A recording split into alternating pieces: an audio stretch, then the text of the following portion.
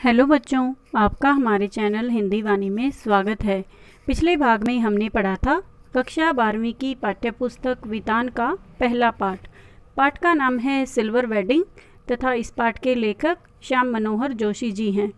इस कहानी के माध्यम से लेखक ने यशोधर बाबू के जीवन के बारे में बताया है कि किस प्रकार वो किशनदा नाम के एक अपने सहयोगी से बहुत अधिक प्रभावित थे तथा उनके परिवार के सदस्य, उनके 3 बेटे, उनकी 1 बेटी तथा उनकी पत्नी जो समय के अनुसार अपने विचारों को बदल लेते हैं, या ये कहा जा सकता है कि उन्होंने अपने जीने का तरीका, अपने हाव भाव, तौर तरीके और विचार आधुनिक समाज के अनुसार ढाल लिए हैं।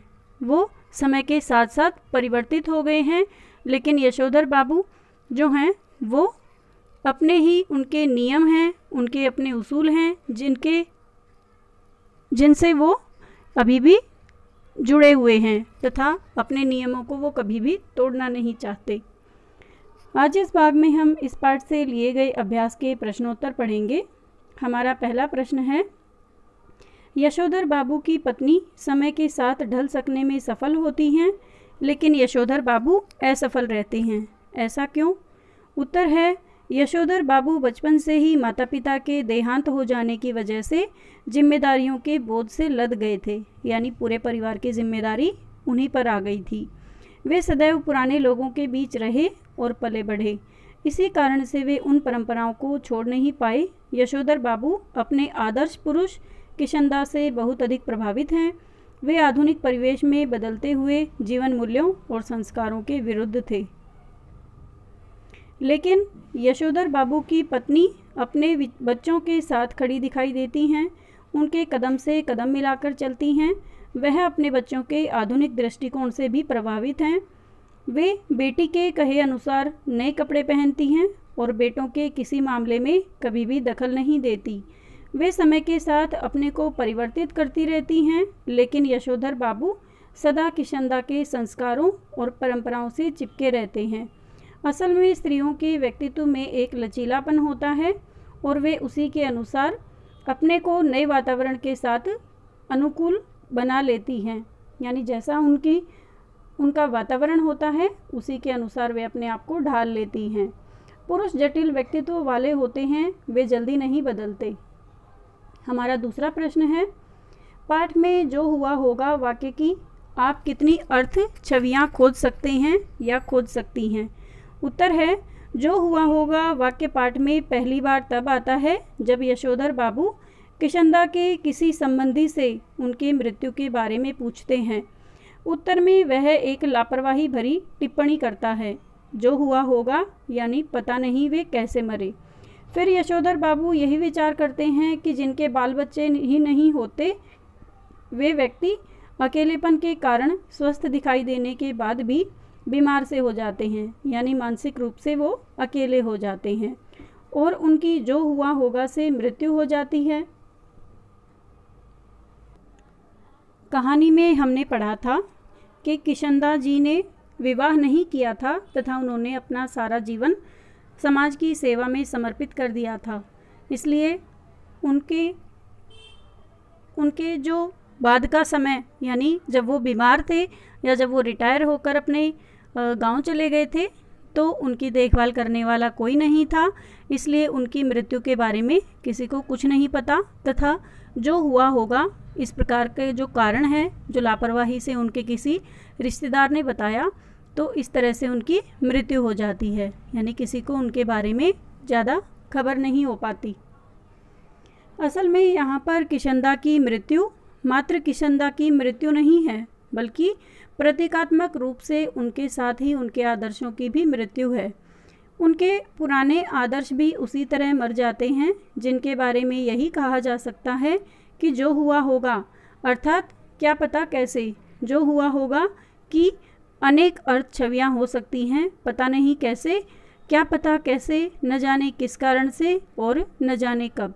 यानी वो अविवाहित थे तो स्वाभाविक है कि उनके बच्चे भी नहीं थे, इसलिए उनके जीवन के अंतिम समय में उनकी देखभाल करने वाला कोई नहीं था, इसलिए उनके सभी संबंधियों को नहीं पता कि उनकी मृत्यु किस कारण से हुई थी। हमारा तीसरा प्रश्न है, समहाउ इम्प्रॉपर वाक्यांश का प्रयोग यशोधर बाबू लगभग हर वाक्य के आरंभ में तकिया कलाम की तरह करते हैं। इस वाक्यांश का उनके व्यक्तित्व और कहानी के कथ्य से क्या संबंध बनता है? उत्तर है, यशोधर बाबू लगभग हर वाक्य के प्रारंभ में समहाउ इम्प्रॉपर इस प्रकार के शब्द का उपयोग करते हैं। यही उनका तकिया कलाम बन चुका है। उन्हें जब भी जो भी कार्य या जो भी चीज़ अनुचित लगती है उसके प्रति अपनी प्रतिक्रिया में वे यही कहते हैं कि समहाउ इम्प्रॉपर। इस वाक्यांश का उनके व्यक्तित्व और कहानी के कथ्य से यह संबंध बनता है कि जब भी उन्हें कोई बात अनुचित सी या अनुपयुक्त सी लगती है वे यही कहा करते हैं। इस वाक्यांश से भी यशोधर बाबू का समय से पीछे रह जाना अभिव्यक्त होता है, यानी जब उनके मन में किसी चीज़ के प्रति दुविधा की स्थिति होती है या जो चीज़ उन्हें पसंद नहीं आती, जो कार्य उन्हें अच्छा नहीं लगता, उसके साथ वो समहाउ इम्प्रॉपर इस प्रकार के शब्द बोल देते हैं। हमारा चौथा प्रश्न है, यशोधर बाबू की कहानी को दिशा देने में किशनदाब की महत्वपूर्ण भूमिका रही है। आपके जीवन को दिशा देने में किसका महत्वपूर्ण योगदान रहा और कैसे? उत्तर है, यशोधर बाबू की कहानी को दिशा देने में किशनदा की महत्वपूर्ण भूमिका रही है। इसी तरह मेरे जीवन को दिशा देने में मेरे एक अध्यापक महोदय की महत्वपूर्ण भूमिका रही है। वे कक्षा में तो बहुत उम्दा तरीके से पढ़ाते ही थे, इसके अलावा वे विद्यार्थियों में बहुत रुचि भी लेते थे। मुझे उन्होंने पहली बार स्वाधीनता दिवस पर भाषण देने के लिए चुना, मेरे लिए भाषण लिखा, कैसे बोलना है यह भी सिखाया। जब मैंने संतोषजनक तरीके से भाषण दे दिया तो मेरी पीठ भी थपथपाई। फिर मुझे खेल कूद नाटकों आदि में भी भाग लेने के लिए उन्हीं ने प्रोत्साहित किया। आज मैं जो कुछ भी हूँ उसमें उनका ही प्रमुख योगदान है।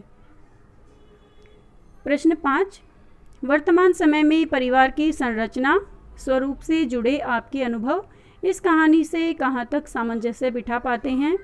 उत्तर है, वर्तमान समय में परिवार की संरचना स्वरूप से जुड़े हमारे अनुभव इस कहानी से पर्याप्त सामंजस्य बिठा पाते हैं। इस कहानी में पीढ़ियों के बीच में आने वाले अंतराल के कारण जीवन शैली में आए अंतर का मार्मिक चित्रण किया गया है। आधुनिकता के दौर में यशोधर बाबू परंपरागत मूल्यों को हर हाल में जीवित रखना चाहते हैं। उनका उसूल पसंद होना दफ्तर एवं घर के लोगों के लिए सिरदर्द ही बन गया था। यशोधर बाबू संस्कारों से जुड़ना चाहते हैं और संयुक्त परिवार की संवेदनाओं को भी अनुभव करते हैं, जबकि उनके बच्चे अपने आप में मस्त रहकर आधुनिक जीवन जीना चाहते हैं। मैं अपने अनुभव से यही उचित समझता हूँ कि पुरानी पीढ़ी को थोड़ा सा लचीला होना चाहिए और आधुनिकता के साथ अपनी पटरी बैठाने की कोशिश करनी चाहिए। इसी तरह नई नई पीढ़ी को पुरानी परंपरा और मान्यताओं का आदर करना चाहिए और आधुनिकता को किसी पर लादने की कोशिश नहीं करनी चाहिए। ऐसा करने से ही सामंजस्य संभव होगा। यानी समय के साथ साथ कुछ परिवर्तन हर समाज में हर समय में होते रहते हैं, इसलिए हमें उन पुरानी परंपराओं और मान्यताओं को छोड़ देना चाहिए जो किसी व्यक्ति के विकास में रुकावट बनते हों, तथा हमें सुविधा के अनुसार आधुनिकता से संबंधित कुछ नई तकनीकी को या नए विचारों का समावेश अपने जीवन में कर लेना चाहिए, लेकिन ज़बरदस्ती किसी पर अपने विचारों को लादने की कोशिश नहीं करनी चाहिए। ऐसा करने से ही सामंजस्य यानी तालमेल संभव होगा। हमारा छठा प्रश्न है, निम्नलिखित में से आप किसे कहानी की मूल संवेदना कहेंगे या कहेंगी और क्यों? उत्तर क, हाशिए पर धकेले जाते मानवीय मूल्य, ख, पीढ़ी का अंतराल, ग, पाश्चात्य संस्कृति का प्रभाव। उत्तर, हम कहानी की मूल संवेदना कहेंगे पीढ़ी का अंतराल, यानी जो यशोधर बाबू हैं वो तथा उनके जो बच्चे हैं वो, उन दोनों के जो रुचियां हैं, जो विचार हैं, जो तौर तरीके हैं, वो सब बिल्कुल अलग हैं। आधुनिकता और पाश्चात्य संस्कृति के प्रभाव वाले समय में भी यशोधर बाबू परंपरागत मूल्यों को हर हाल में जीवित रखना चाहते हैं, पर उनका उसूल पसंद होना दफ्तर एवं घर के लोगों के लिए एक तरह से परेशानी का कारण बना हुआ है, यशोधर बाबू संस्कारों से जुड़े रहना चाहते हैं और संयुक्त परिवार की संवेदनाओं को भी अनुभव करते हैं, जबकि उनके बच्चे अपने किस्म का जीवन जीना चाहते हैं। उनके लिए पुराने मूल्य और संस्कृति अर्थहीन ही हैं। दो पीढ़ियों के बीच का अंतराल ही जीवन मूल्यों में टकराव पैदा करता है। यही कहानी की मूल संवेदना है। हमारा 7वां प्रश्न है, अपने घर और विद्यालय के आसपास हो रहे उन बदलावों के बारे में लिखें जो सुविधाजनक और आधुनिक होते हुए भी बुजुर्गों को अच्छे नहीं लगते। अच्छा न लगने के क्या कारण होंगे? उत्तर है, हमारे घर व विद्यालय के आसपास निम्नलिखित बदलाव हो रहे हैं जिन्हें बुजुर्ग पसंद नहीं करते। सबसे पहले है घर से विद्यालय जाने के लिए स्कूटर और कारों का प्रयोग। दूसरा, लड़कियां लड़कों का एक साथ पढ़ना और मिलना जुलना। तीसरा, युवा लड़कों और लड़कियों का आधुनिक पहनावा तथा अंग प्रदर्शन करना। चौथा, देर रात तक पार्टियां करना। पांचवा, दिन भर कंप्यूटर, इंटरनेट एवं मोबाइल पर व्यस्त रहना। छठा, उनका अनुशासनहीन होना। बुजुर्गों को यह सब अच्छा नहीं लगने के अनेक कारण हैं, जैसे यह कि जब वे युवा थे उस समय इस तरह के साधन नहीं थे, संचार के साधनों की कमी थी, पारिवारिक पृष्ठभूमि के कारण वे युवावस्था में अपनी भावनाओं को काबू में रखते थे, क्योंकि उनके परिवार के जो लोग थे उनके विचार और उनके तौर तरीके उसी समय से मेल खाते थे। आधुनिक परिवेश के युवा बड़े बूढ़ों के साथ बहुत कम समय व्यतीत करते हैं, इसलिए सोच एवं दृष्टिकोण में अधिक अंतर आ गया है। युवा पीढ़ी की यही नई सोच बुजुर्गों को अच्छी नहीं लगती। हमारा 8वां प्रश्न है, यशोधर बाबू के बारे में आपकी क्या धारणा बनती है? दिए गए 3 कथनों में से आप किसके समर्थन में हैं? अपने अनुभवों और सोच के आधार पर उनके लिए तर्क दीजिए। क, यशोधर बाबू के विचार पूरी तरह से पुराने हैं और वे सहानुभूति के पात्र नहीं हैं। ख, यशोधर बाबू में एक तरह का द्वंद्व है जिनके कारण उन्हें कभी कभी खींचता तो है, यानी नया उन्हें कभी कभी खींचता तो है लेकिन पुराना छोड़ता नहीं, इसलिए उन्हें सहानुभूति के साथ देखने की ज़रूरत है। यानी वो अपने जीवन में पुराने उनके जो विचार हैं उनको भी पकड़े रखना चाहते हैं तथा आधुनिकता की कभी कभी वो प्रशंसा भी करते हैं। ग, यशोधर बाबू एक आदर्श व्यक्तित्व हैं और नई पीढ़ी द्वारा उनके विचारों का अपनाना ही उचित है। उत्तर है, यशोधर बाबू के बारे में हमारी यह धारणा बनती है कि वे जैसे भी हैं पर बुरे नहीं हैं। दिए गए 3 कथनों में से मैं इस कथन से सहमत हूँ कि यशोधर बाबू में एक तरह का द्वंद्व है, जिसके कारण नया उन्हें कभी कभी खींचता तो है पर पुराना छोड़ता नहीं, इसलिए उन्हें सहानुभूति के साथ देखने की ज़रूरत है।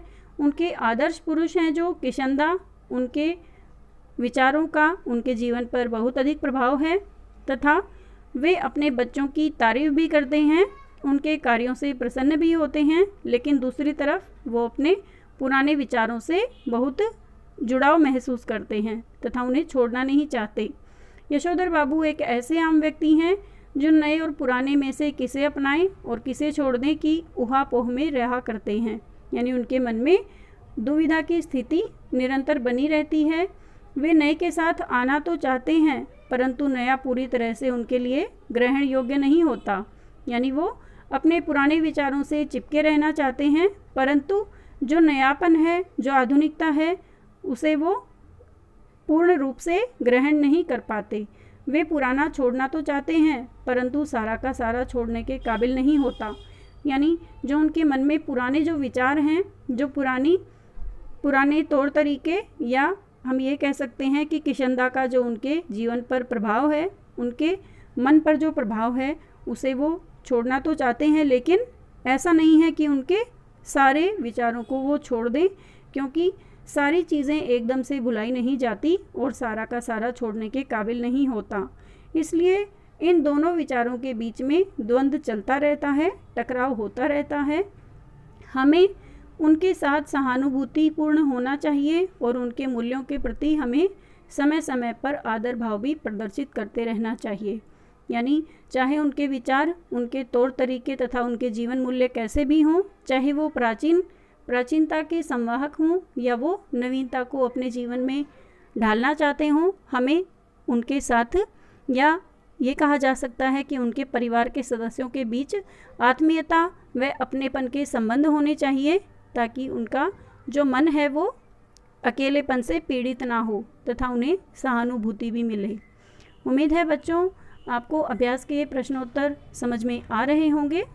हमारा 9वां प्रश्न है, यशोधर अपने परिवार से किन जीवन मूल्यों की अपेक्षा रखते थे?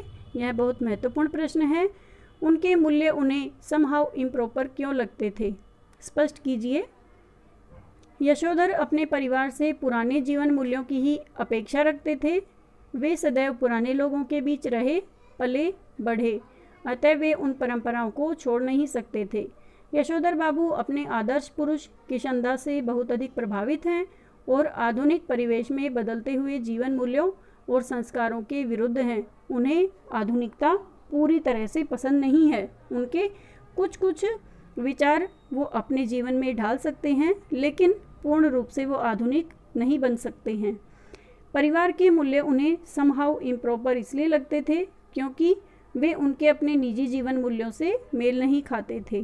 पीढ़ियों का अंतराल और एक दूसरे के जीवन मूल्यों में आ रहे परिवर्तनों को न समझ पाने के कारण ही अक्सर ऐसा होता है। उम्मीद है बच्चों आपको अभ्यास के ये प्रश्नोत्तर समझ में आ गए होंगे।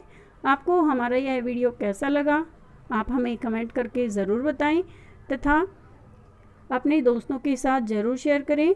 धन्यवाद।